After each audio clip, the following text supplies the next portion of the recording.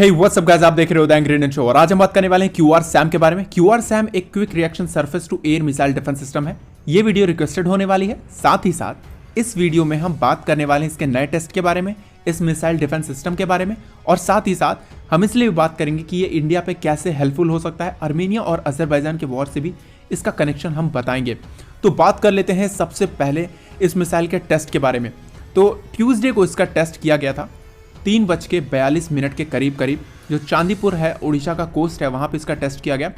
Army और DRDO के जो साइंटिस्ट हैं वो वहाँ पे ऑलरेडी मौजूद थे और उनकी तरफ से ये बात कही गई कि जो बंशी हमारा एयरक्राफ्ट है, मतलब बंशी एक अनमैन्ड एयरक्राफ्ट है जो ड्रोन की तरह ही होता है और बिल्कुल एयरक्राफ्ट के शेप लिया होता है, तो उसे उड़ाया गया। और इस बार जो वो एयरक्राफ्ट था वो मनूवर भी कर रहा था, तो एक मनूवरेबल जो एयरक्राफ्ट है उसको उड़ाया गया। और इस टेस्ट के दौरान जो रेडार है उसने काफ़ी दूरी तक जाके इसको डिटेक्ट किया और उसके बाद ये जो मिसाइल है कंप्यूटर सिस्टम के द्वारा ऑटोमेटिकली लॉन्च हो गया, मतलब ऑटोमेटेड कमांड के थ्रू लॉन्च हो गया। और साथ ही साथ इसका जो सर्विलांस सिस्टम है, मल्टी फंक्शन रेडार्स हैं, सारी चीज़ें अच्छी तरीके से काम कर रही थी। साथ ही साथ ये भी बताया गया ये सारा जो सिस्टम है ये इंडिजिनियसली डेवलप किया गया है। कुछ सब सिस्टम्स भी डेवलप किए गए हैं इंडिया में ही। और उसके बाद उन्होंने ये बताया जब मिसाइल लॉन्च हुआ तो ये टर्मिनल एक्टिव होमिंग गाइडेंस में चला गया, मतलब अपने खुद के गाइडेंस सिस्टम पे भी काम करने लगा। साथ ही साथ इसको ग्राउंड से भी कंट्रोल किया जा सकता है, लेकिन वैसे ये खुद के गाइडेंस सिस्टम पे काम कर रहा था। और साथ ही साथ इसमें प्रॉक्सिमिटी फ्यूज दिया गया था इस बार, मतलब ये जो मिसाइल है इस बार प्रॉक्सिमिटी फ्यूज लेके चल रहा था, मतलब इसके साथ वॉरहेड भी कैरी किया जा रहा था। इसका मतलब क्या होता है, आप इसे एकदम ईजी वे में समझ लो। कभी भी कोई भी मिसाइल किसी भी मिसाइल को आमने सामने जाकर कभी भी टक्कर नहीं देती है। वो बहुत ही कम केसेस में होता है कि कोई मिसाइल और किसी दूसरे मिसाइल पे, एनिमी मिसाइल पे जाके सामने से टक्कर खाकर वो वहीं पे नष्ट हो जा रही हो। ऐसा नहीं होता, ऐसा बहुत रेयर केसेस है। लेकिन जो प्रॉक्सिमिटी फ्यूज है, मतलब जो वॉरहेड का ऑपरेशन है, यहाँ पे जब कोई मिसाइल उसके कम डिस्टेंस पे होती है, जहाँ पे पता है कि अगर जो हमारी मिसाइल है वो अगर ब्लास्ट भी करती है तो दूसरी मिसाइल पे जो ब्लास्ट हुए मिसाइल्स के पार्टिकल्स हैं वो जाकर हिट करेंगे, तो वो मिसाइल्स वहीं पे न्यूट्रलाइज कर दी जाएगी। तो ये इस बार भी जो ऑपरेशन था ये बिल्कुल इसी तरीके से किया गया।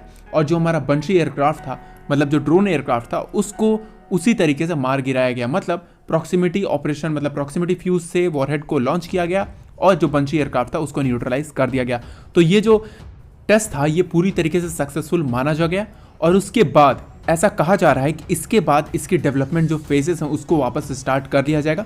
इसके पहले भी इसका टेस्ट किया गया है नवंबर 13 को, लेकिन उस बार जो टेस्ट था वो एक जब एयरक्राफ्ट जो था वो उड़ नहीं रहा था, मतलब वो मनूवर नहीं कर रहा था, और साथ ही साथ वॉरहेड भी उसके साथ नहीं थे।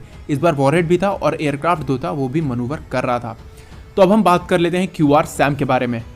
तो सबसे पहले बात करेंगे कि ऐसे मिसाइल डिफेंस सिस्टम की हमारे पास ज़रूरत ही क्यों है, जब हमारे पास ओसा AKM जो कि एक सोवियत यूनियन का सिस्टम है, और साथ ही साथ 2K12 KUB जो सिस्टम है वो भी सोवियत यूनियन का सिस्टम है, जो हमारे पास ऑलरेडी पता पड़े हुए हैं।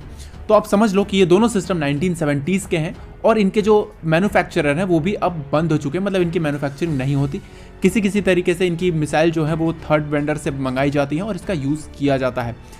इस मिसाइल की जो ऑपरेशनल रेंज है वो तो ठीक थी, लेकिन इस मिसाइल की जो मिनिमम रेंज है वो बहुत ही अच्छी नहीं थी, और उसकी जो मिनिमम रेंज वो 10 किलोमीटर के आसपास से बताई जाती है। वहीं पे जो क्यूआर सैम है उसकी जो रेंज है वो 3 किलोमीटर से लेकर 30 किलोमीटर तक है। साथ ही साथ मैक्सिमम स्पीड जो बाकी सारे मिसाइल्स के जो हम सोवियत से खरीदें वो 80 किलोमीटर पर आवर के आसपास है, और क्यूआर सैम की जो स्पीड है वो करीबन 4.7 मैक के आसपास है, मतलब ऑलमोस्ट उससे डबल के आसपास है। तो ज़रूरत थी इन दोनों मिसाइल डिफेंस सिस्टम को रिप्लेस करने की। तो मिनिस्ट्री ऑफ डिफेंस ने 2007 में ही सितंबर में इस मिसाइल को बनाने का ऑर्डर दे दिया गया। 2014 में एयर टू सरफेस जो मिसाइल्स हैं उसका DRDO को सैंक्शन कर दिया गया कि DRDO इसको बनाएगी। करीबन 400 से लेकर 600 करोड़ के बीच का इसमें बजट आया था, और ये मिसाइल तब तक तैयार हो चुकी थी 2017 के आसपास, और उसके बाद इसके कई टेस्ट भी किए गए। साथ ही साथ अब हम बात कर लेते हैं इसके कुछ और फीचर्स के बारे में। ये जो मिसाइल है इसमें इलेक्ट्रॉनिक काउंटर मेजर्स और इलेक्ट्रॉनिक काउंटर मेजर्स भी लगे हुए हैं। इस वजह से इस मिसाइल को जैम भी नहीं किया जा सकता। और जैसा कि मैंने बताया ये जो मिसाइल है क्यूआर सैम ये सॉलिड फ्यूल प्रोपेलेंट का यूज़ करता है, तो इस वजह से इसकी जो रेंज है 25 से 30 किलोमीटर के आसपास बताई जाती है।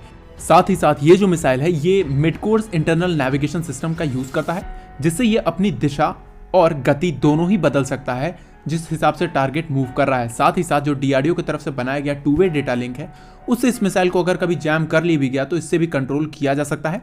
और सर साथ ही साथ जो टर्मिनल एक्टिव सीकर है जो कि DRDO के द्वारा ही बनाया गया है, उससे ऐसा क्या होता है जब टारगेट मूव कर रहा है, मतलब जो हमारा एयरक्राफ्ट टारगेट है या फिर ड्रोन्स टारगेट है वो मूव कर रहे हैं, तो ये मिसाइल उसको उड़ते समय ही ट्रैक कर सकता है कि वो जो ड्रोन है वो किस तरफ जा रहा है, किस दिशा में जा रहा है, और जाकर उसे आराम से हिट भी कर सकता है।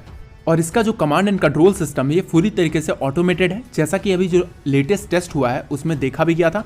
साथ ही साथ 4 वॉल्ड रेडार्स भी लगे हुए हैं। इसमें जो एनकॉम्पास लगा हुआ है वो 360 डिग्री का कवरेज देने में पूरी तरीके से सक्षम है। मतलब मिसाइल के अगर पीछे भी कोई मूवमेंट हो रही है तो मिसाइल मनूवर करके उसको भी हिट कर सकती है।